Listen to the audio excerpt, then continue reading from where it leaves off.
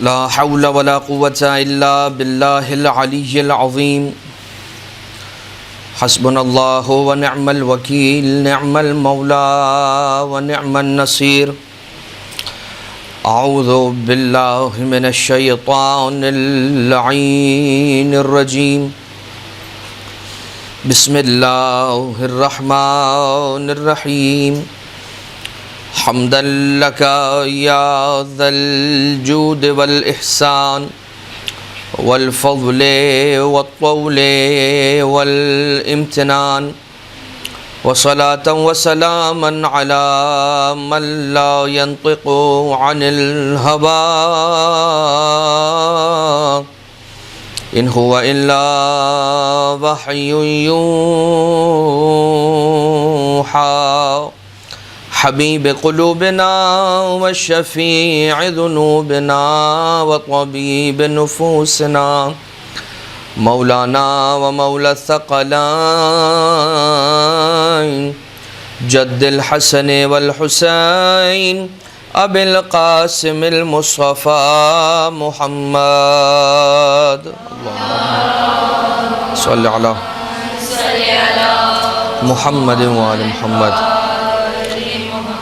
وعلى آله الذين أذهب الله عنهم الرجس وطهرهم تطهيرا اللهم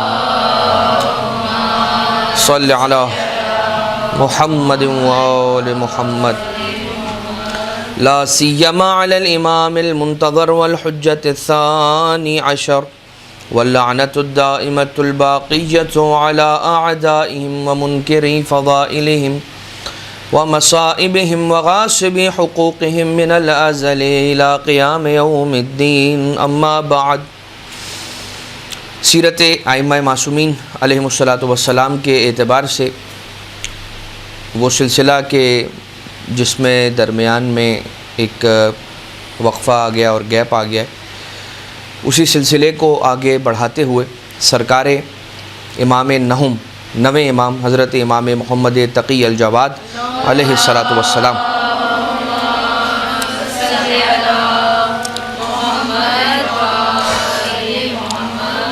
مولا کی حیات طیبہ کے عنوان سے یہ گفتگو کا سلسلہ آج کی ہماری دونوں ہی نشستوں کے اندر رہے گا۔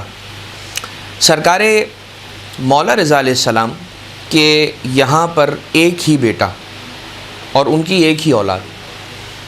الارشاد میں شیخ مفید نے بھی اس بات کو لکھا اور مختلف زیادہ تر علماء اور مؤرخین اسی بات کے اور اسی قول کے قائل ہیں کہ امام رضا سرکار علیہ الصلاۃ والسلام کی ایک ہی اولاد اور وہی ان کے وہ بیٹے کہ جن کے ذریعے سے نسل امامت آگے بڑھی، یعنی کہ نویں امام امام جواد علیہ السلام۔ اسی طرح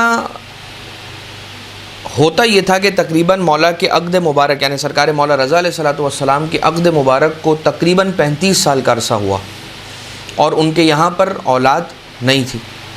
تو جس طرح سے لوگ نعوذ باللہ من ذالک رسول اکرم صلی اللہ علیہ وآلہ وسلم کو ابتر کا طعنہ دیا کرتے تھے، اسی طرح سے لوگوں نے سرکار مولا رضا علیہ الصلاۃ والسلام کے لیے بھی یہ شنیع لفظ استعمال کیا اور سرکار مولا رضا علیہ الصلاۃ والسلام کو بھی ابتر کے طعنے دیا جانے لگے۔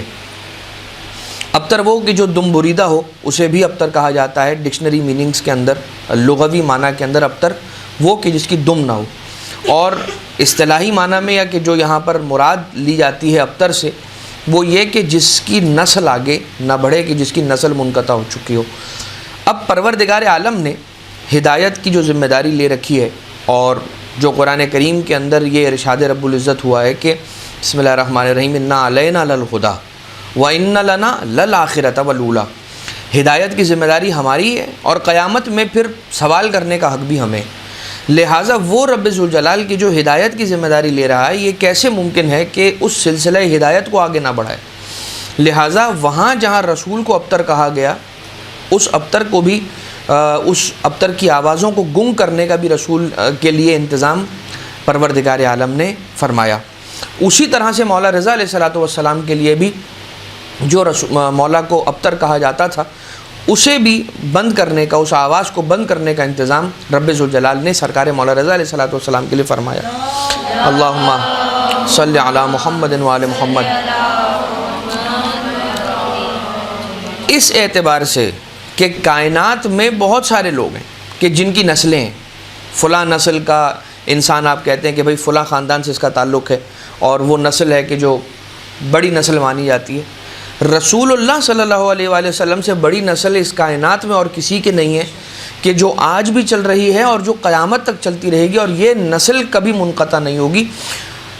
کسی کی نسل منقطع ہوتی ہو جائے، لیکن رسول اور آل رسول کی نسلیں جو ہیں، رب ذوالجلال کا یہ انتظام ہے کہ وہ منقطع نہیں ہوگی۔ کل ابتر کہنے والے نے ایک نعرہ ابتر کا لگایا تھا، لیکن پروردگار عالم نے انتظام ایسا کیا کہ رسول کی نسل کو تا قیامت جاری و ساری اور مستمر کر دیا۔ دوسری بات، رسول کے لیے ایک انتظام کیا، مولا رضا علیہ السلام کے لیے ایک انتظام کیا، اور ان انتظامات کے اندر آپ دیکھیے کہ خصوصیت کیا ہے۔ رسول کے لیے جو انتظام کیا تو وہاں پر انداز یہ تھا کہ کائنات کی نسل بیٹوں سے چلاتا ہے اللہ، اپنے حبیب کی نسل بیٹی سے چلائی، یعنی کہ جو قانون فطرت ہے اسے توڑا، تاکہ لوگوں کو اشارہ مل سکے کہ یہ نسل وہ نہیں ہے، یہ نسل وہ نسل ہے کہ جسے رب ذوالجلال نے قائم رکھا ہے۔ اور دوسری طرف مولا رضا علیہ الصلوۃ والسلام کے لیے جو انتظام کیا پروردگار عالم نے، تو وہ یہ کہ جو ان کی اولاد ہیں، یعنی مولا رضا علیہ الصلوۃ والسلام کی اولاد ہیں، جو رضوی سادات ہیں، تقوی سادات ہیں، اور آگے آپ دیکھیے کیونکہ جو رضوی سادات ہیں وہ ہیں کون؟ وہ اولاد امام تقی جواد علیہ السلام سے ہی ہیں۔ تو اگر تقوی کہا جا رہا ہے تو ہے وہ اوریجنلی رضوی سادات ہی، لیکن تقوی کی جگہ رضوی کیوں کہا جاتا ہے؟ اس لیے کہ مولا رضا علیہ السلام کو ابتر کہا گیا تھا، لہٰذا اب وہ جو امام تقی علیہ السلام کی بھی اولاد ہوگی اسے بھی رضوی کہا جائے گا اور رضوی کہا جائے گا۔ اب یہاں پر ایک مماثلت اور ہے کہ جو جناب سیدہ سلام اللہ علیہا کی فارم میں پروردگار عالم نے ان ابتر کہنے والوں کو جواب دیا، اور یہاں مولا تقی جواد علیہ الصلوۃ والسلام کی صورت میں اللہ نے امام رضا علیہ السلام کو ابتر کہنے والوں کو جواب دیا۔ تو ان دونوں ہستیوں میں مماثلت دیکھیے، وہاں جناب سیدہ سلام اللہ علیہا کہ جو رسول کو ابتر کہنے والوں کا جواب بنی رب ذوالجلال کی جانب سے، ان کا لقب ہے مبارکہ، اور یہاں امام تقی جواد علیہ السلام جو امام رضا علیہ السلام کو ابتر کہنے والوں کے لیے جواب اللہ کی طرف سے بن کر آئے، ان کا لقب ہے مبارک۔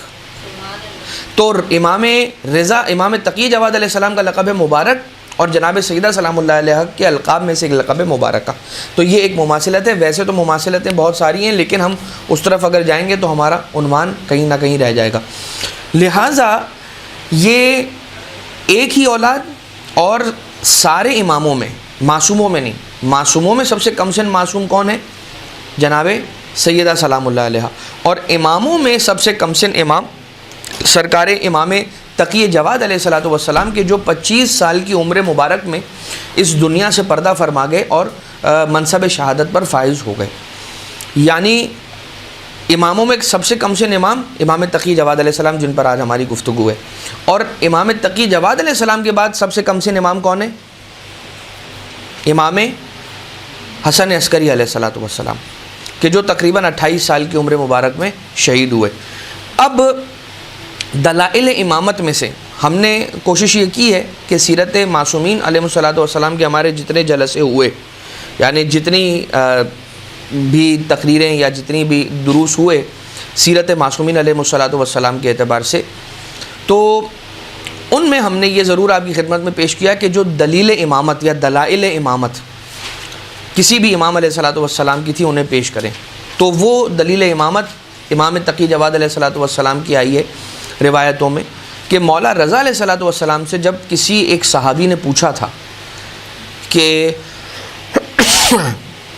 جب یہ پوچھا تھا کہ آپ کے بعد کون ہوگا کہ جو منصب امامت پر فائز ہوگا، تو گود میں سرکار امام رضا علیہ الصلوۃ والسلام کے امام تقی جواد علیہ السلام موجود تھے۔ تو مولا رضا علیہ الصلوۃ والسلام نے اپنے اس کمسن بیٹے کی طرف اشارہ کر کے فرمایا کہ یہی وہ میرا بیٹا ہوگا کہ جس سے میری نسل بھی آگے بڑھے گی، اور کار امامت بھی اسی میرے بیٹے کے ذریعے سے، کار ہدایت بھی پروردگار عالم آگے بڑھائے گا اور آگے چلائے گا۔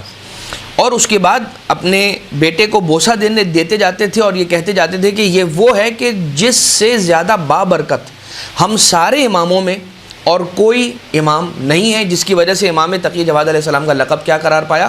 مبارک. تو لم یخلق مثلها فی الامامہ، یا اس طرح سے ایک عبارت ہے روایت امام معصوم علیہ السلام کی کہ ان سے زیادہ بابرکت اور دوسرا کوئی امام نہیں ہے اماموں میں. یوں تو سارے امام بابرکت ہیں، لیکن جسے مبارک کہا ہے امام معصوم نے یعنی کہ امام رضا علیہ السلام نے، وہ امام تقی جواد علیہ السلام ہے. اب ظاہر سی بات ہے کہ ایک عرصہ، بہت طولانی عرصہ گزرا کہ جس کے بعد امام تقی جواد علیہ السلام کی ولادت ہو رہی ہے، تقریباً 35 سال کا عرصہ.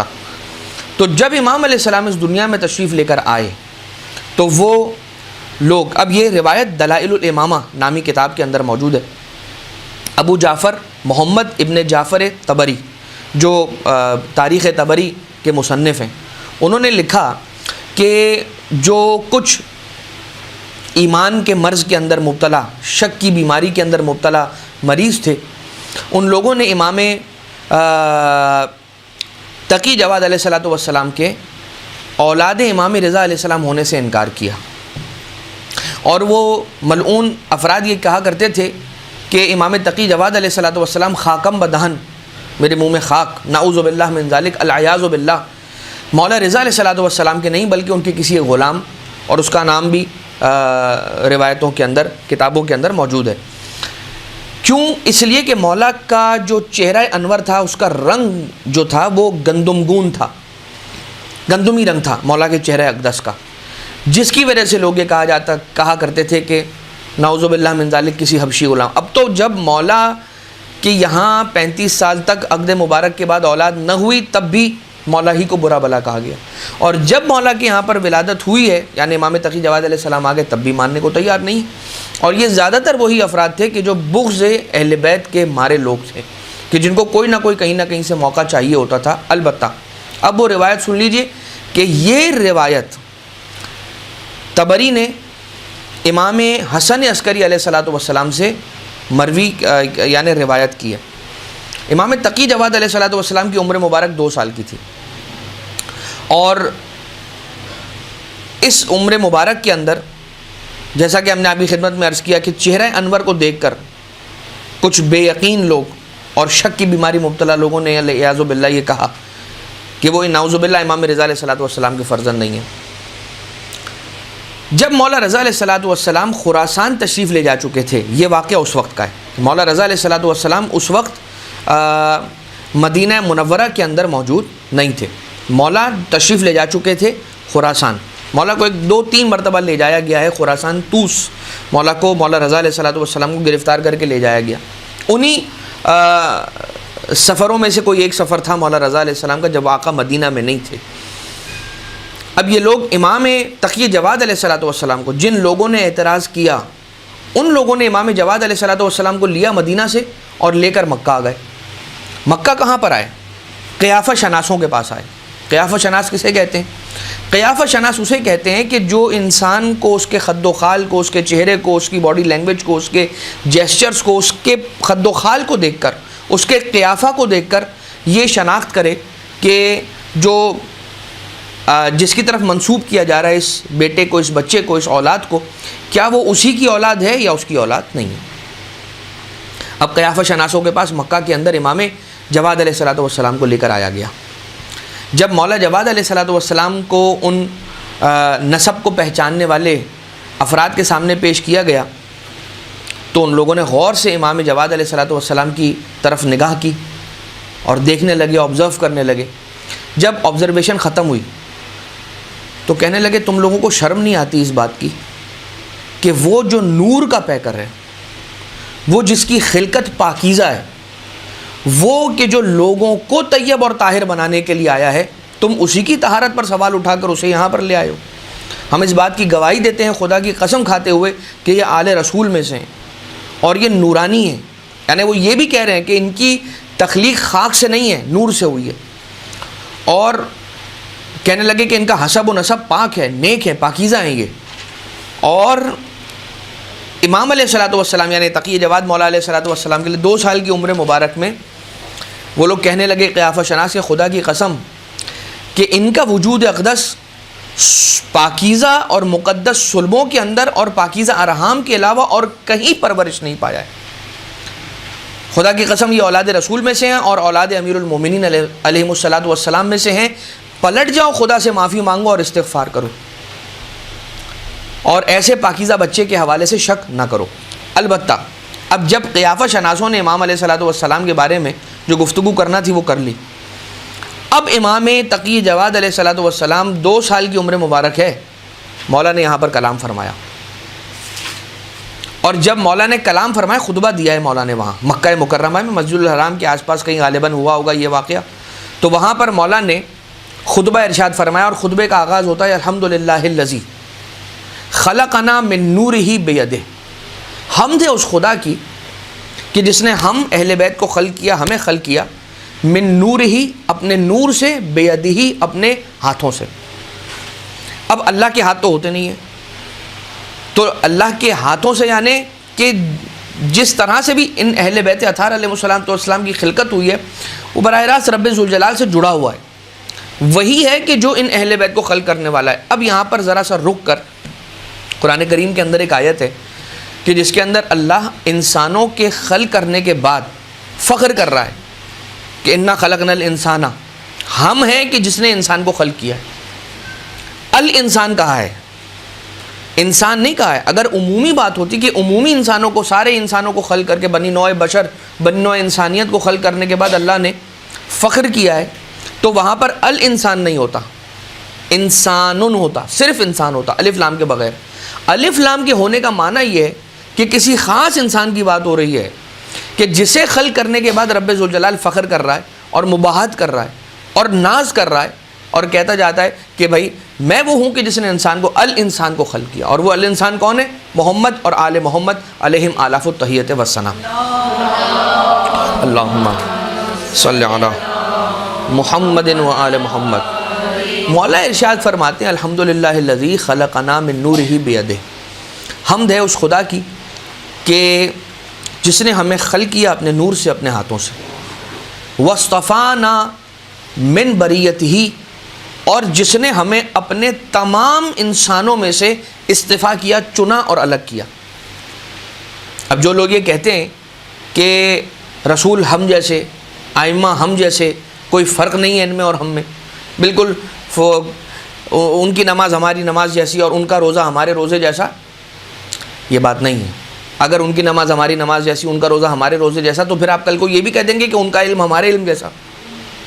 کہ جس کو یہی نہیں پتا کہ میرے خلق ہونے سے پہلے، میرے دنیا میں آنے سے پہلے کیا واقعات ہوئے ہیں، اس کا علم، اس کے علم کی حد کیا ہوگی، اور اس کے علم کی حد کیا ہوگی کہ قرآن کریم کے اندر رب ذوالجلال جب یہ کہتا ہے فاسأل بہ خبیرہ، جا کر اس سے پوچھو، اگر نہ پتا ہو تو جا کر اس سے پوچھو کہ جو خبر رکھتے ہیں۔ کون خبر رکھتے ہیں؟ وہ خبر رکھتے ہیں کہ جو یہ فرما رہے ہیں کہ اول ما خلق اللہ نوری، پہلی وہ چیز کہ جسے اللہ نے خلق کیا وہ میرا نور تھا، یعنی کہ رسول اکرم اور مولا کائنات علیہ الصلوۃ والسلام کی خلقت اسی نور سے ہوئی، اور دیگر ائمہ اطہار علیہ الصلوۃ والسلام کے انوار بھی انہی انوار کے ٹکڑوں در ٹکڑوں سے خلق ہوئے ہیں۔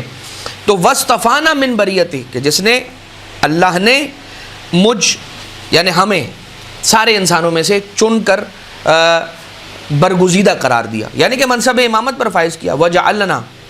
وجعلنا امناءہ علی خلقہ ووحیہ، اور وہ ہے حمد اس خدا کی کہ جس نے ہمیں اپنا امین بنایا اپنی خلقت پر، انسانوں کے لیے ہمیں امین بنا کر بھیجا، اور ووحیہ، اور اپنی وحی کا بھی ہمیں امین قرار دیا۔ معاشر الناس، اے انسانوں، انا محمد بن علی الرضا بن موسیٰ الکاظم علیہ الصلاۃ والسلام ابن جعفر الصادق ابن محمد الباقر ابن علی سید العابدین ابن الحسین الشہید ابن امیر المؤمنین علی ابن ابی طالب ابن فاطمہ الزہرا وابن محمد المصطفیٰ علیہم الصلاۃ والسلام۔ اللہم صلی علی محمد و آل محمد۔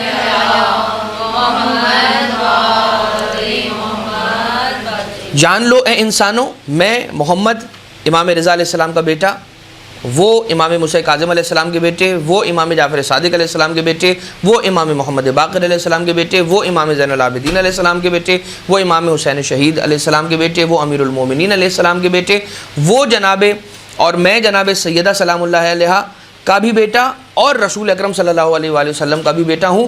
ففی مثلی یشک، تمہیں شرم نہیں آئی کہ مجھ جیسے کے بارے میں تم لوگوں نے شک کیا. وعلیہ وعلی ابویہ یفتری یا یفترا، تم لوگوں کو شرم نہیں آئی اس بارے میں کہ تم نے مجھ پر اور میرے بابا پر یعنی میرے والدین پر ایک تہمت لگائی. اعرض علی القافہ واعرض یا اعرض علی القافہ، کیا مجھ جیسے کو قیافہ شناسوں کے سامنے لے کر آنا چاہیے تھا؟ اب دیکھیے، آپ طول تاریخ کے اندر دیکھیے، جب اگر مولا کو کسی نے برا بھلا کہا تو امام علیہ السلام نے برداشت کیا. جہاں مولا کی امامت کا کسی نے انکار کیا آقا نے برداشت کیا. مگر جہاں امام علیہ السلام کی فضیلت میں کسی نے شک کیا ہے تو وہاں انہوں نے ضرور جواب دیا. چاہے وہ مسجد کوفہ کے اندر بیت التشت کے مقام پر امیر المومنین علیہ السلام کے ایک معجزے کے دکھلانے کے بعد کچھ شک کرنے والوں نے آہستہ آواز میں ایک دوسرے سے سرگوشی کرتے ہوئے کہا تھا کہ دیکھا میں نہیں کہتا تھا علی جادوگر ہے، دیکھو شام کے پہاڑ سے برف لے آیا. تو جادو کر کے برف لے آیا، کون سا برف کہاں کا برف ہمیں کیا معلوم. تو جادو کر کے اور نظر بندی کر کے نعوذ باللہ من ذالک علی ابن ابی طالب نے ایک برف کا ٹکڑا پیش کر دیا.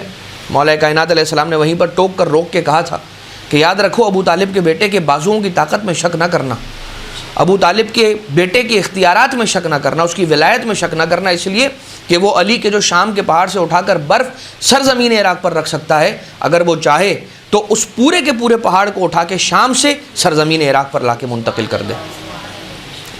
لہٰذا مولا نے یہاں پر کہا ففی مثلی یشک، مجھ جیسے کے بارے میں شک کرتے ہو، اور مجھ جیسے اور میرے بابا اور والد اور والدہ یعنی میرے والدین کے بارے میں تم نے تہمت سے کام لیا اور مجھے قیافہ شناسوں کے سامنے پیش کیا. وقال واللہ اننی لاعلم بانسابہم من آبائہم، یاد رکھنا تم مجھے 2 سال کا کوئی عام بچہ مت سمجھنا. اب آپ کو یہ بات کلیئر ہوتی چلے جائے گی مرحلہ وار کہ کیوں مولا رضا علیہ السلام نے امام تقی جواد علیہ السلام کو سارے اماموں میں سب سے زیادہ بابرکت کہا. یہ خطبہ مولا امام جواد علیہ السلام 2 سال کی عمر مبارک میں ارشاد فرما رہے ہیں. اور کیا فرما رہے ہیں؟ جو پہلا پیراگراف آپ نے سنا، اب دوسرا پیراگراف کہ مولا ارشاد فرما رہے ہیں اب وقال واللہ اننی، خدا کی قسم یقیناً بالیقین، لا اعلم، اب دیکھیے واللہ قسم ہے، تاکید ہے، اننی انا لگا ہوا یہ تاکید ہے، لا اعلم کے اندر جو لام ہے یہ تاکید ہے. تو 3 انٹینسیفائرز یہاں پر لگائے. امام تقی جواد علیہ السلام فرما رہے ہیں کہ یقیناً یقیناً یقیناً میں علم رکھتا ہوں، جتنے بھی یہاں پر آ کے میرا تماشا دیکھنے کے لیے جمع ہوئے ہیں ان کے نسب سے بھی میں واقف ہوں، اور ان کے آباء و اجداد کے نسب سے بھی میں واقف ہوں کہ وہ جو مجھے اور میرے والدین پر افطرا اور تہمت لگا رہے ہیں وہ خود کس کی نسل سے آئے. آقا علیہ السلام ارشاد فرما رہے ہیں انی واللہ لاعلم بواطنہم و ظواہرہم، یاد رکھنا یقیناً، خدا کی قسم یقیناً میں جانتا ہوں کہ ان کی پوشیدہ باتیں کیا ہیں اور ان کی ظاہری باتیں کیا ہیں. وَإِنِّي لَأَعْلَمُ بِهِمْ أَجْمَعِينَ، اور میں ان کی ساری باتوں کو جانتا ہوں اور ان سب کو جانتا ہوں، سب کے سب کو جانتا ہوں. اجمعین بھی مولا نے فرمایا وَمَا لَهُمْ إِلَيْهِ سَائِرُونَ، اور یہ بھی جانتا ہوں کہ ان کے ساتھ آگے ہونے کیا والا ہے. اقولہ حقا، اور یاد رکھو یہ میں جو کہہ رہا ہوں یہ حق کہہ رہا ہوں، سچ کہہ رہا ہوں. وَأُظْهِرُهُ صِدْقًا، اور میں سچائی کے علاوہ اور کسی دوسری بات کے ذریعے سے اپنا اظہار نہیں کر رہا. علماً ورثناہ اللہ قبل الخلق اجمعین، اور اس علم سے یہ ساری باتیں کر رہا ہوں کہ جو علم ہمیں رب ذوالجلال نے میراث میں عطا کیا ہے، یعنی یہ علم الہی ہے جو امام تقی جواد علیہ السلام کے پاس ہے. یہ علم لدنی ہے، یہ علم غیب ہے، یہ علم امامت ہے. یہ وہ علم ہے کہ جو قبل الخلق اجمعین، کسی کو بھی خلق کرنے سے پہلے علم الہی تھا، وہ علم ہمیں رب ذوالجلال نے عطا کیا. وبعد بناء السماوات والارضین، اور آسمانوں اور زمینوں کو خلق کرنے کے بعد. اور پھر مولا نے فرمایا کہ اگر مخالفتیں کرنے والے ہماری مخالفت کریں بھی تو ہم ان کے لیے ایسا جواب پیش کریں گے کہ جس سے اولین اور آخرین حیرت و تعجب میں آ جائیں گے. میں ایسا جواب دوں گا مجھ پر اگر کوئی اعتراض کیا گیا. مولا تقی جواد علیہ السلام ارشاد فرماتے ہیں کہ میں انہیں ایسا جواب دوں گا کہ اولین اور آخرین ورطۂ حیرت کے اندر آ جائیں گے. یعنی مولا یہ بیان فرما رہے ہیں کہ جیسا وہ روایت اگر آپ لوگوں کو یاد ہو کہ جناب سیدہ سلام اللہ علیہ کے بارے میں جو قادتنا کے اندر سید آیت اللہ میلانی نے اس روایت کو لکھا ہے کہ جب عرصہ محشر کو سجایا جائے گا اور جناب سیدہ سلام اللہ علیہ کی تشریف آوری ہوگی، اس سے پہلے نور کے ممبر لگائے جائیں گے.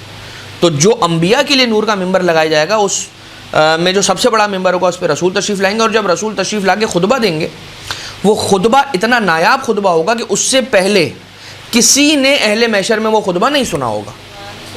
مطلب کیا ہے کہ اس عرصہ محشر میں رسول بھی ہوں گے جو رسول اللہ صلی اللہ علیہ وآلہ وسلم سے پہلے کے انبیاء ہوں گے، ان لوگوں نے بھی ایسا خطبہ کبھی نہیں سنا ہوگا.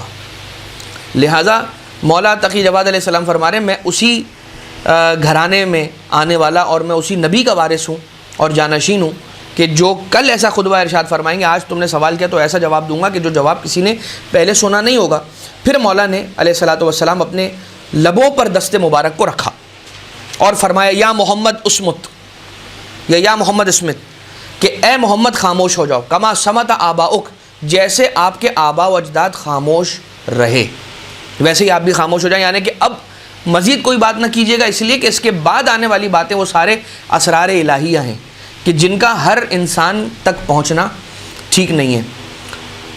فصبر کما صبر اولو العزم من الرسل ولا تستعجل لہم، سورہ احقاف کی آیت ہے. مولا نے اس آیت کی تلاوت فرمائی اور اس کے بعد مولا نے چلنا شروع کیا. جیسے ہی مولا نے اپنے قدم بڑھائے تو جو لوگ آگے مولا کو گھیر کر کھڑے ہوئے تھے وہ خود بخود راستہ دینے لگے اور مولا کے سامنے سے ہٹنے لگے، اور وہاں سے مولا تشریف لے گئے. اور لوگوں کی زبان پر بس ایک ہی جملہ تھا، اور وہ جملہ یہ تھا کہ اللہ اعلم حیث یجعل رسالتہ، اللہ سے بہتر اور کوئی نہیں جانتا کہ اس نے اپنی رسالت اور امامت کو کس گھرانے میں رکھنا ہے. لہٰذا یہ تھا سرکار امام تقی جواد علیہ الصلاۃ والسلام کے اعتبار سے. اور یقیناً آپ نے یہ واقعہ تو سنا ہی ہوگا کہ کس طرح سے مولا کو قیافہ شناسوں کے سامنے پیش کیا گیا تھا، مگر وہ خطبہ ہم نے آپ کی خدمت میں پیش کیا جو عموماً بیان کم کیا جاتا ہے. اب آ جائیے ایک اور روایت. یہ روایت ہے جناب امام تقی جواد علیہ الصلاۃ والسلام کے ولادت کے احوال کو بیان کر رہی ہے. یہ روایت کہ بی بی خضران جو کہ والدہ ہیں امام تقی جواد علیہ السلام کی اور زوجہ اطہر ہیں، زوجہ مطہرہ ہیں جناب سرکار امام رضا سرکار علیہ الصلاۃ والسلام کی. الثاقب فی المناقب، یہ کتاب ہے اور بڑی زبردست کتاب ہے مناقب ائمہ اطہار، فضائل ائمہ اطہار علیہ الصلاۃ والسلام کے اعتبار سے. علی ابن عبیدہ یہ کہتے ہیں روایت کے اندر کہ امام کاظم علیہ الصلاۃ والسلام کی ایک بیٹی تھی جن کا نام تھا جناب حکیمہ سلام اللہ علیہ. یہ خاتون جو ہیں یہ فرماتی ہیں، اب روایت ظاہر سی بات ہے چونکہ بی بی خضران کے یہاں پر موجود ہیں، مولا رضا علیہ الصلاۃ والسلام کی زوجہ ہیں، اہلیہ ہیں، اور امام تقی جواد علیہ السلام کی ولادت کے حوالے ہیں، تو کون بیان کرے گا؟ کون ہے راویہ؟ جناب حکیمہ امام موسیٰ کاظم علیہ الصلاۃ والسلام کی ایک بیٹی ہیں. فرماتی ہیں کہ امام رضا علیہ السلام کی زوجہ جناب خضران کے یہاں پر ولادت کا وقت قریب آ رہا تھا. ایک دایا اور میں حجرے میں موجود تھے. شدید درد محسوس کیا جناب بی بی خضران سلام اللہ علیہ نے، اور رات کے ایک وقت میں چراغ گل ہو گیا. جیسے چراغ گل ہو گیا تو اندھیرا ہوا، ہم پریشان ہوئے. لیکن ابھی کچھ دیر ہی گزری تھی کہ کمرے میں امام جواد علیہ الصلاۃ والسلام کا چاند سا چہرہ جگمگا اٹھا، چمکنے لگا. اللہم صلی علی محمد و آل محمد، اللہم صلی علی محمد و آل محمد. میں نے ان کی والدہ سے کہا کہ پروردگار عالم نے آپ کو چراغ کی روشنی سے بے نیاز کر دیا، آپ کو پیکر نور عطا کر دیا پروردگار عالم نے، اب آپ کو چراغ کی روشنی کی ضرورت نہیں ہے. سویرے جب صبح ہوئی ہے تو امام علیہ الصلاۃ والسلام تشریف لائے اور فرمایا کہ ان کے گہوارے سے ہٹ کر کہیں بھی تشریف نہ لے جائیں. کنہیں کہا یہ؟ مولا رضا علیہ الصلاۃ والسلام نے جناب حکیمہ کو، اپنی بہن کو، یہ مولا رضا علیہ الصلاۃ والسلام نے ارشاد فرمایا کہ اے بی بی آپ اس بچے کے گہوارے سے ہٹ کر کہیں بھی تشریف نہیں لے جائیں گی. 3 روز گزر گئے. پھر انہوں نے آنکھیں آسمان کی طرف بلند کر کے فرمایا، دائیں اور بائیں جانب دیکھ کر اشہد ان لا الہ الا اللہ وحدہ لا شریک لہ وان محمدا عبدہ ورسولہ. اور اس کے بعد سارے ائمہ اطہار علیہ الصلوۃ والسلام کی گواہی دی اور اپنی بھی گواہی خود مولا علیہ السلام نے دی۔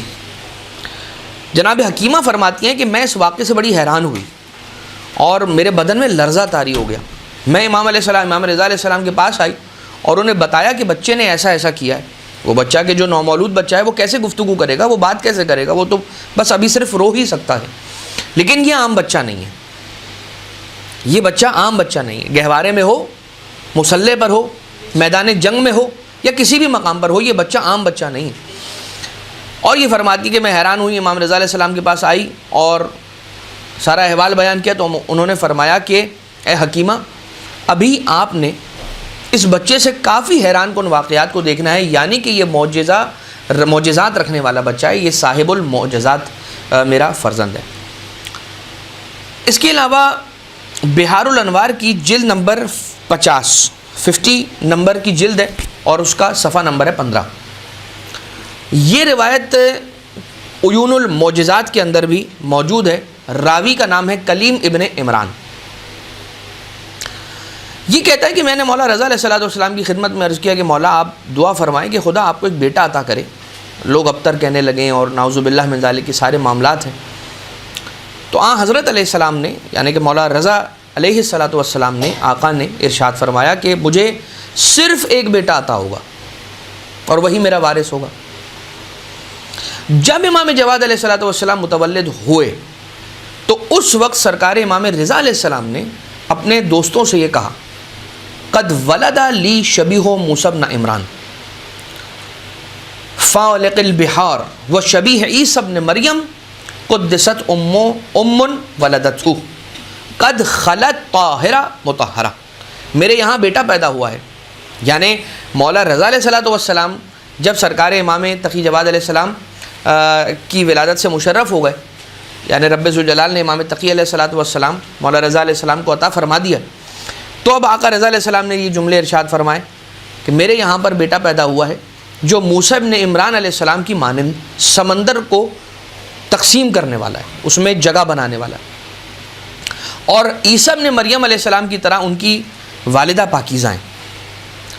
ٹھیک ہے، یعنی کہ جیسے ولادت ہوئی تو دو باتیں کی امام علیہ السلام نے، ایک اپنے بیٹے کے حوالے سے اور ایک اپنی زوجہ کے اعتبار سے، اور یہی تو وہ ہستیاں ہیں کہ جن کے بارے میں آگے جا کر تہمت کی بات ہوئی ہے اور یہ کہا جانے لگا کہ بھائی امام تقی علیہ السلام نعوذ باللہ من ذالک مولا رضا علیہ السلام کے بیٹے نہیں ہیں، نعوذ باللہ ثم نعوذ باللہ۔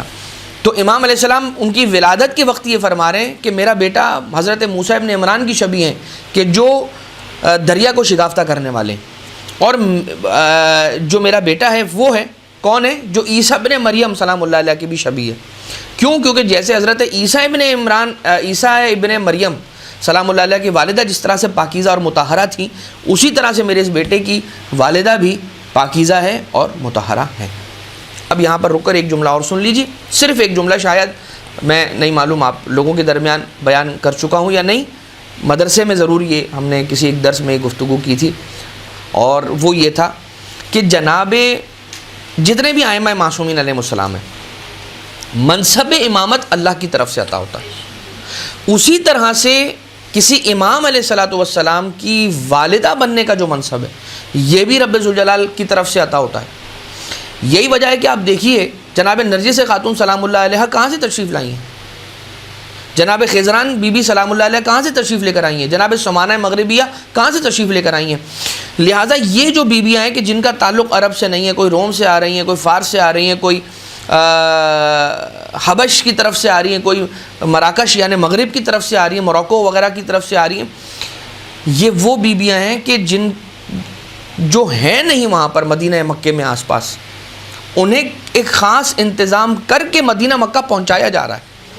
کبھی خواب میں وعدہ لیا جا رہا ہے امام حسن عسکری علیہ السلام سے عقد کا کہ جناب شمون آ رہے ہیں اور رسول اکرم صلی اللہ علیہ وآلہ وسلم آ رہے ہیں اور کہہ رہے ہیں بی بی سے کہ بھائی میں آپ کی اس بیٹی کا، جناب شمون سے کہہ رہے ہیں کہ میں آپ کی اس بیٹی کا ہاتھ مانگنا چاہتا ہوں اپنے بیٹے کے لیے، اور پھر جاگتی آنکھوں کے ساتھ جناب امام علی النقی علیہ السلام نے عقد پڑھا اور خواب کے عالم میں جناب سیدہ سلام اللہ علیہ کو دیکھا، اور یہ سارا کچھ۔ اس کے علاوہ جناب شہربانو سلام اللہ علیہ، بی بی شہربانو، تو یہ سارے واقعات ہیں کہ جو مادر امام کون ہے یہ بھی رب ذوالجلال طے کرے گا. یہ بھی ایک منصب ہے کہ امام کو پیدا کیا, امام نے کس گود میں پرورش پائی. اب پرورش کا لفظ استعمال کرنا امام معصوم علیہ السلام کے لیے ذرا عجیب سا لگتا ہے, لیکن کہ کس گود میں پلے امام, وہ گود بھی کوئی عام گود نہیں ہے, وہ رب ذوالجلال کی طرف سے منتخب اور مصطفیٰ گود ہے. اب آ جائیے پھر فرمایا کیا, مولا رضا علیہ السلام نے فرمایا کہ میرا بیٹا شبیہ ہے حضرت موسیٰ کا اور حضرت عیسیٰ کا, اور پھر مولا ارشاد فرمانے لگے کہ میرے بیٹے کو غضب اور حسد کی وجہ سے قتل کیا جائے گا. آپ لوگ وہ واقعہ سارا جانتے ہیں, وہ انشاءاللہ اسی یا اس کے اگلے والے حصے کے اندر آپ کی خدمت میں عرض کریں گے کہ کس طرح سے مولا کو حسد کے نتیجے میں زہر دیا گیا, اور وہ سارا کا سارا واقعہ آئے گا. یحییٰ ابن اقسم نے جو شرارت کی تھی اور وہ سارا کا سارا معاملہ. آسمان والے میرے اس بیٹے پر گریہ کریں گے اور اللہ اس کے دشمن سے غضبناک ہوگا. زیادہ وقت نہیں گزرے گا کہ پروردگار عالم اسے ایک انتہائی دردناک عذاب میں مبتلا کر دے گا. کسے؟ قاتل امام تقی علیہ السلام کو. خدا کی لعنت ہو امام تقی جواد علیہ السلام کے قاتل پر. مولا رضا علیہ السلام یہ گفتگو کرنے کے بعد پوری رات اپنے معصوم بیٹے کے گہوارے کے پاس بیٹھے رہے, اور ساری رات اپنے بیٹے کے گہوارے کے پاس سے نہیں ہٹے. بیان کرنے والا راوی تو یہ بیان کر رہا ہے, اسے تو یہی سمجھ میں آیا, جو اسے سمجھ میں آیا وہ یہ لکھ رہا ہے کہ مولا ساری رات اپنے بیٹے کو لوری سناتے رہے. اب یہ یا مولا رضا علیہ السلام جانے یا مولا تقی علیہ السلام جانے کہ سرکار مولا رضا علیہ السلام اپنے بیٹے امام تقی جواد علیہ السلام کو لوریاں سنا رہے تھے, یا غیب کی خبریں سنا رہے تھے, علم منتقل کر رہے تھے, اور وہ باتیں کر رہے تھے کہ جس طرح سے رب ذوالجلال رسول اللہ صلی اللہ علیہ وآلہ وسلم سے گفتگو کرتا ہوا قرآن کریم کے اندر نظر آتا ہے. اور اے محمد مصطفیٰ صلی اللہ علیہ وآلہ وسلم, یاد کرو اس وقت کو کہ جب ہم نے عیسیٰ علیہ السلام پر یہ کرم فرمایا. تو کیوں ایسی بات ہوتی ہے, یاد کرو اس وقت کو, یہ اس سے کہا جاتا ہے کہ جو اس واقعے کے وقت وہاں پر موجود ہو. تو خیر, یہ مولا رضا علیہ السلام اور سرکار امام تقی جواد علیہ السلام, ان کی ولادت اور ان کے ایک اکیلے بیٹے اور فرزند اور اولاد ہونے کے اعتبار سے تھا. اب مولا کے معاجز, کچھ علمی معاجز ہیں اور کچھ وہ معجزات ہیں کہ جو خارق العادہ افعال ہیں کہ جو صادر ہوئے ہیں دلیل امامت کے طور پر امام معصوم علیہ السلام. پھر ان کی سیرت کے اعتبار سے بھی کچھ گفتگو ہے ساتھ ہی ساتھ. اب اس کے اندر ایک واقعہ یہ ملتا ہے کہ جس واقعے کے اندر, یہ بھی اسی کتاب سے ہم آپ کی خدمت میں پیش کر رہے ہیں. کون سی کتاب ہے؟ الثاقب فی المناقب. اس میں محمد ابن ابو علا یہ کہتا ہے کہ میں نے یحییٰ ابن اقسم قاضی القضات سے یہ سنا ہے کہ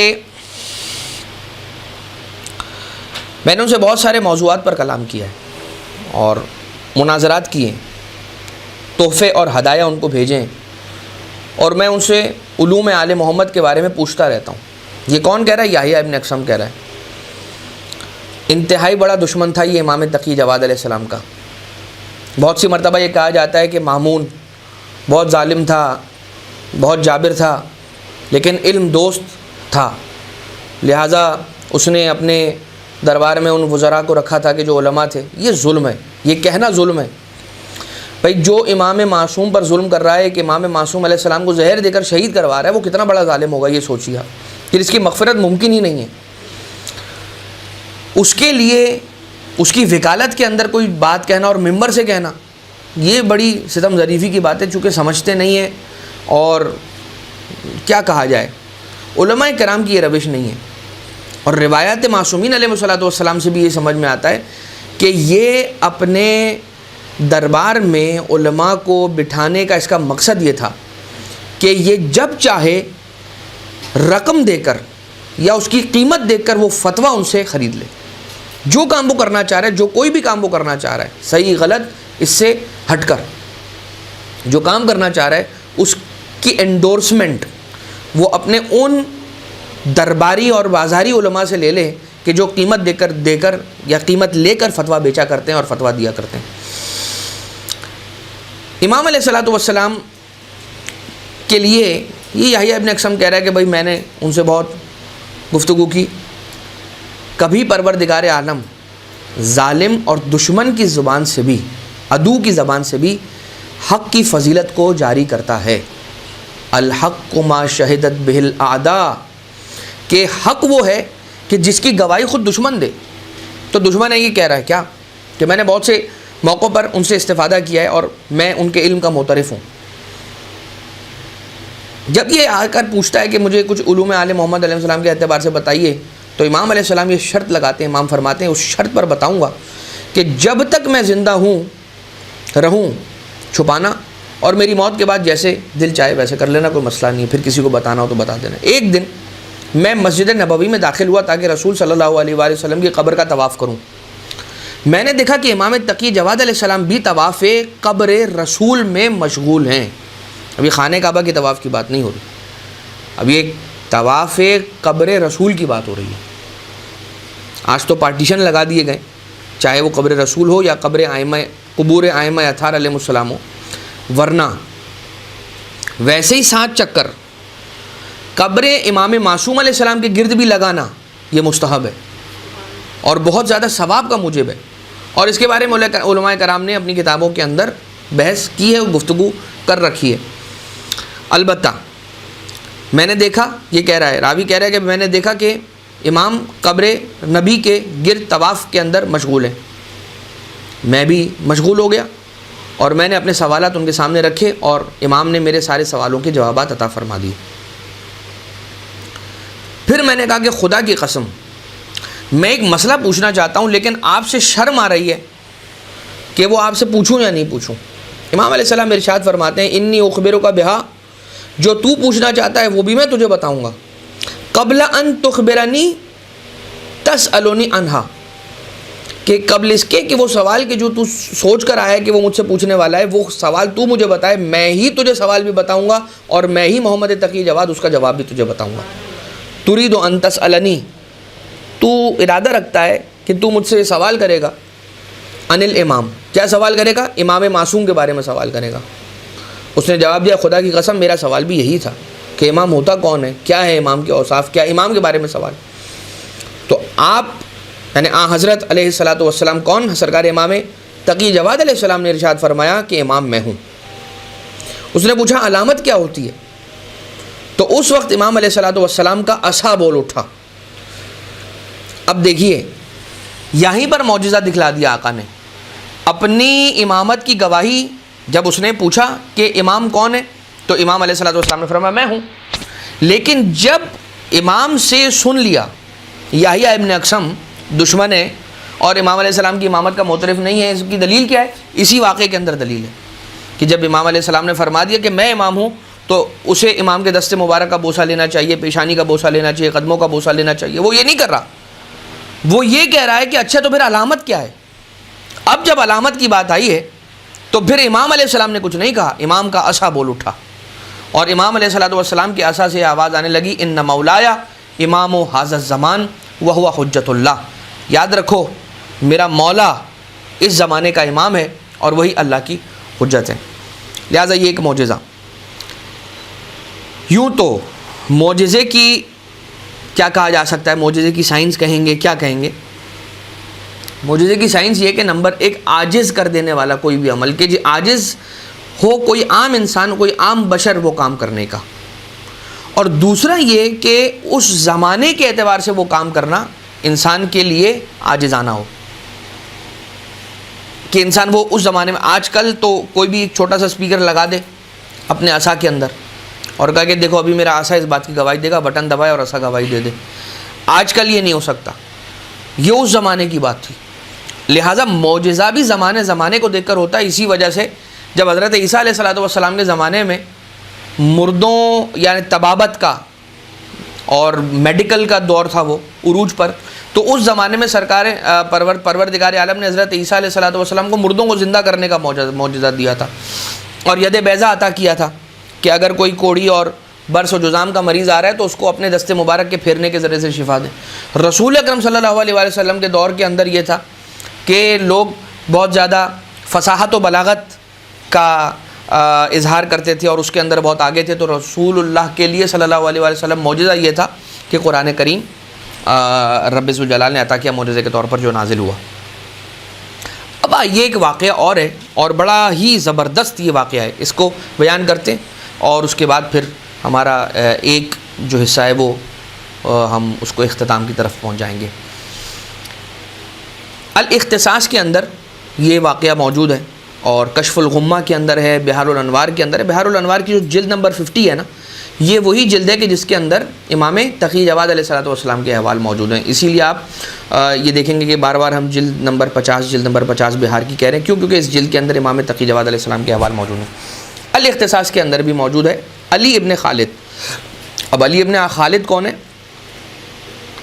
یہ امامی نہیں ہے، یعنی کہ امام تقی جواد علیہ السلام کو امام نہیں مانتا علی ابن خالد، البتہ معترف ہے ان کی فضیلت کا، لیکن امام مفترض الطاعہ امام جواد علیہ السلام کو نہیں مانتا، کسی اور کو امام مانتا ہے۔ یہ کہتا ہے کہ میں سامرہ شہر میں تھا، اور سامرہ شہر کا جو علاقہ ہے جس کے اندر میں موجود تھا اس کا نام ہے عسکر، جس کی وجہ سے دونوں اماموں کو عسکریین کہا جاتا ہے علیہ السلام۔ میں نے سنا کہ ایک شامی شخص کو یہ لے کر آئے ہیں پکڑ کے، اور اسے زنجیروں میں کس کے باندھ دیا گیا ہے، جکڑ دیا گیا ہے، اور اسے زندان کے اندر قید کر لیا ہے۔ جب یہ میں نے سنا تو لوگ یہ کہنے لگے اس کے بارے میں کہ اس نے نبوت کا دعویٰ کیا ہے۔ بہت امپورٹنٹ واقعہ، یہ بہت ہی امپورٹنٹ واقعہ۔ لوگ کہنے لگے کہ اس نے جو ہے وہ نبوت کا دعویٰ کیا ہے، جس کی وجہ سے اس کو اس طرح سے اتنا ہیویلی اس کو زنجیروں کے ساتھ باندھا گیا ہے اور اس کو اپنا قید میں جا کے بند کر دیا گیا زندان میں۔ یہ کہتا ہے کہ مجھے جانا چاہیے، مجھے اس سے ملنا چاہیے۔ آج کل کے زمانے میں کیا ہوتا ہے، جب کسی کے بارے میں کوئی بات کوئی خبر پھیلتی ہے تو فوراً ہم اس کے لیے نفرت اپنے دل میں پیدا کرتے ہیں۔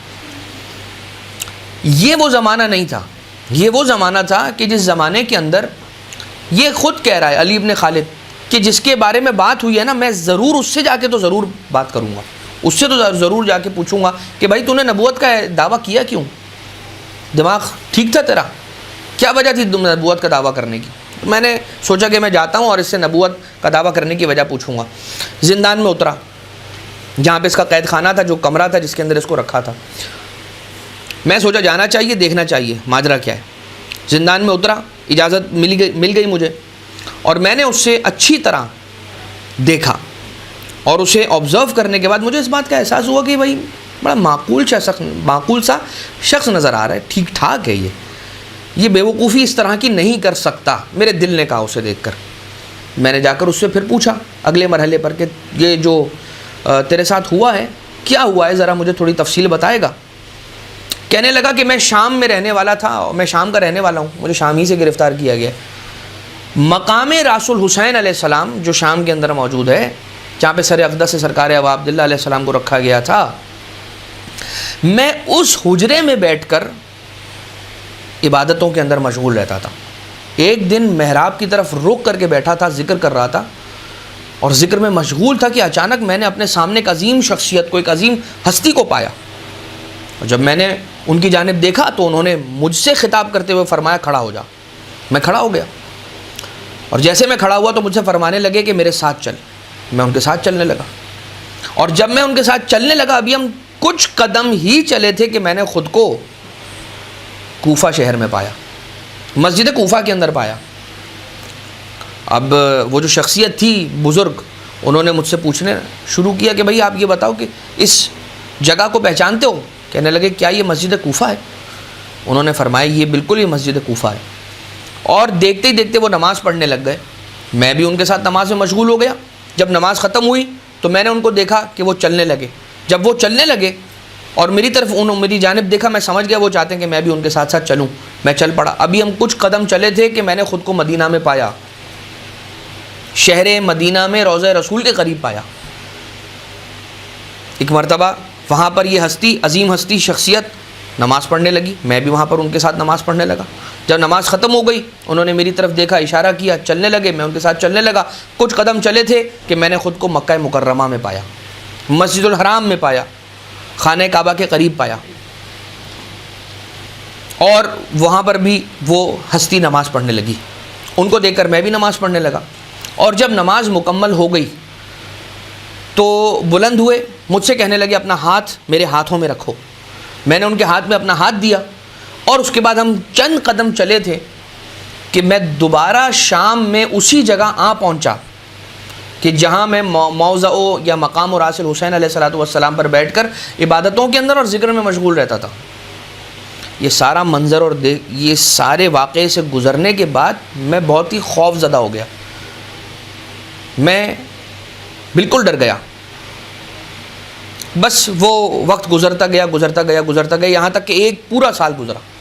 جب پورا ایک سال گزر گیا تو میں اسی مقام پر بیٹھا ہوا تھا، ایگزیکٹلی آفٹر 1 whole year میں نے دوبارہ اسی مقام پر اسی عظیم ہستی کو دیکھا، اور جب میں نے ان کے چہرے کی طرف دیکھا تو میرا دل خوش ہو گیا۔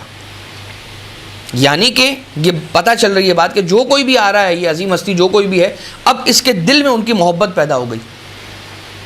یہ کہتا ہے کہ اسی طرح سے انہوں نے مجھے شام سے کوفہ نماز پڑھی، وہاں سے چلے مدینہ نماز پڑھی، وہاں سے چلے مکہ نماز پڑھی، دوبارہ سے انہوں نے مجھے شام پہنچایا، اور قبل اس کے کہ وہ رخصت ہو جائیں مجھ سے میں نے انہیں قسم دے کر یہ پوچھا کہ خدا آپ کو اس خدا کی قسم ہے یا اس کی قسم ہے کہ جس نے آپ کو یہ طاقت اور توانائی عطا کی ہے کہ آپ نے اس طرح سے مجھے سارے مقامات کی سیر کروائی ہے، ان کا واسطہ بتائیے آپ کون ہے؟ کہا کہ میں محمد ابن علی الرضا علیہ السلام ہوں۔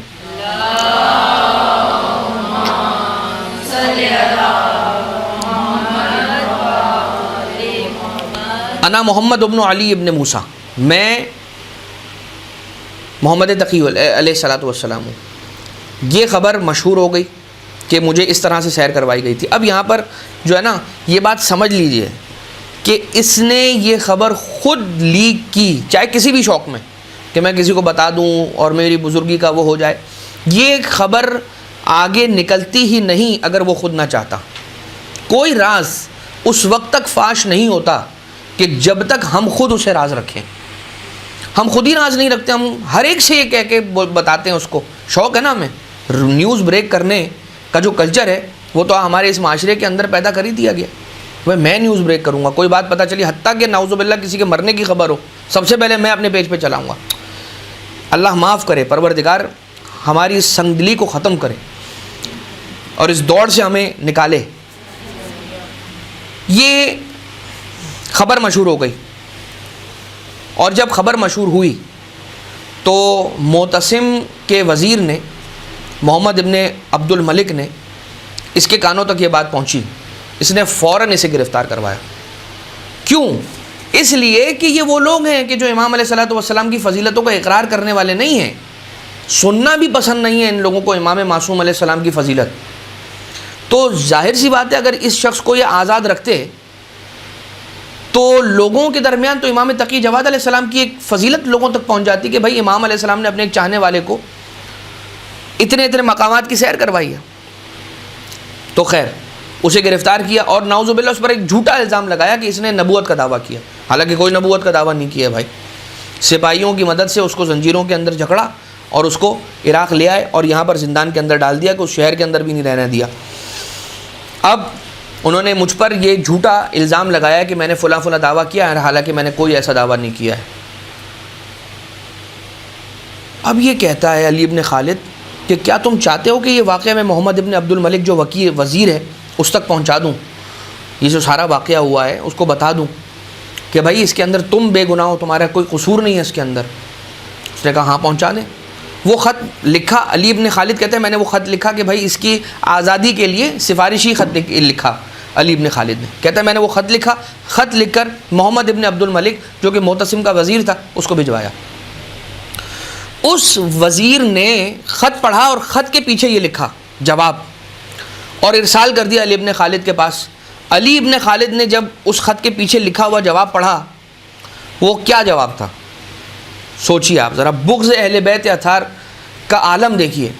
وہ لکھتا ہے ملعون محمد ابن عبد الملک، کہتا ہے کہ جس شخص نے، تم اس کی سفارش مجھ سے مت کرو، بلکہ جس شخص نے اسے شام سے مدینہ، شام سے کوفہ، کوفہ سے مدینہ، مدینہ سے مکہ پہنچایا، اسی شخص کو بولو کہ وہ اسے زندان سے بھی آزاد کروائے۔ یہ خط کا جواب اس کو رات میں ملا۔ جب رات میں اس کے پاس خط کا جواب آ گیا، کسی بھی رات، اسی امیڈیٹ بات نہیں ہو رہی، جب بھی اسے خط ملا وہ وقت رات کا وقت تھا، اس نے سوچا اب تو رات ہو گئی ہے، میں صبح جاتا ہوں اور اس کو صبر کی تلقین دیتا ہوں کہ بھائی تیری رہائی ممکن نہیں ہے۔ علی ابن خالد کا بھی ایمان دیکھیے، وہ کہہ رہا ہے کہ تیری رہائی ممکن نہیں ہے۔ رات میں یہ خط ملا اور اس خط میں کیا جواب تھا کہ اسی سے کہو جس نے ایسے شام سے کوفہ، کوفہ سے مدینہ، مدینہ سے مکہ پہنچا ہے، وہی اس کو آزاد کرے، یعنی وہی شخص جس نے اس کو اتنی جگہوں کی سیر کروائی ہے وہ زندان سے نکال لے، چھوٹی سی بات ہے، صرف زندان سے تو نکالنا ہے۔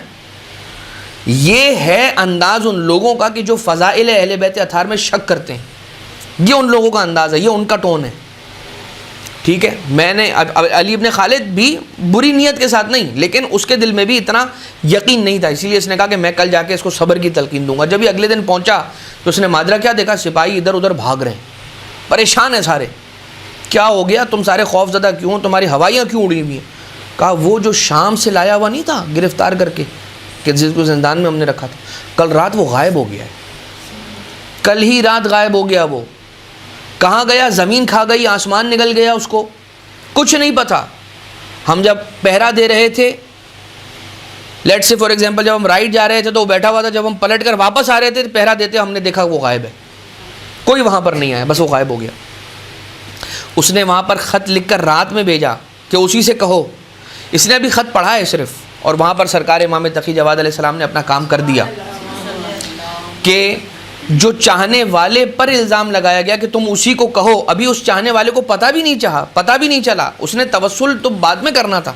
امام علیہ السلام نے کہا کہ تم ہمارے چاہنے والوں کو ہماری محبت کی وجہ سے سختیوں سے گزارو گے، اب دیکھو ہم خود آ کر ان کی مدد کس طرح سے کیا کرتے ہیں۔ علی ابن خالد اس واقعے کے بعد امام علیہ السلام کی امامت کا معتقد ہو گیا اور وہ راہ راست پر آ گیا اور اسے ہدایت نصیب ہو گئی۔ اس پورے واقعے کے نتیجے میں امام تقی جواد علیہ السلام کہ صرف ذکر کا یہ صدقہ ہے کہ ان کا ذکر سن کر ایک شخص جو صحیح راستے پہ نہیں تھا وہ راہ راست پر آ گیا۔ پروردگار ہم سب کو نصیب فرمائے کہ معرفت امام تقی جواد علیہ السلام ہم سب کو عطا ہو، اور ہماری نسلوں کے اندر مودت امام تقی جواد، مودت محمد و آل محمد علیہ السلام کو منتقل فرمائے، صاحب الامر علیہ السلام کے ظہور میں تعجیل فرمائے، ہمیں آقا و مولا کے اصحاب میں شمار فرمائے۔